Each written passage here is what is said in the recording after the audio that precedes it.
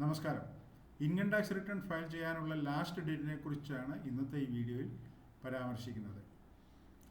Individual, HUF, AOP, BOI എന്നിങ്ങനെയുള്ള കേസുകളിൽ tax audit അല്ലെങ്കിൽ ടാക്സ് ഓഡിറ്റ് റിപ്പോർട്ട് ആവശ്യമില്ലാത്ത കേസുകളാണെങ്കിൽ അത് ഫയൽ ചെയ്യേണ്ട ലാസ്റ്റ് ഡേറ്റ് 31 ജൂലൈ ആണ്.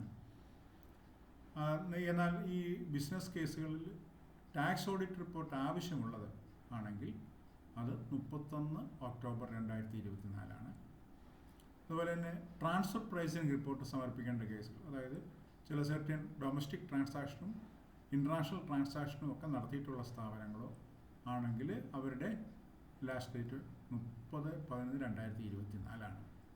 ഇങ്ങനെയുള്ള എല്ലാ കേസുകളിലും റിവേഴ്സ് റിട്ടേൺ ഫയൽ ചെയ്യാനുള്ള ഡേറ്റ് 31 ഡിസംബർ 2024. അതുപോലെ ബിലേറ്റഡ് റിട്ടേൺ ഫയൽ ചെയ്യാനുള്ള ഡേറ്റും 31 ഡിസംബർ 2024. ഇതുകൂടാതെ അപ്ഡേറ്റഡ് റിട്ടേൺ എന്ന് പറഞ്ഞൊരു കാറ്റഗറി ഉണ്ട്. അത് 3 വർഷത്തെ റിട്ടേൺ ഒരുമിച്ച് ഫയൽ ചെയ്യുന്ന ഒരു സംഭവമാണ്. അത് 31 മാർച്ച് 2027 അതിൻ്റെ ലാസ്റ്റ് ഡേറ്റ്.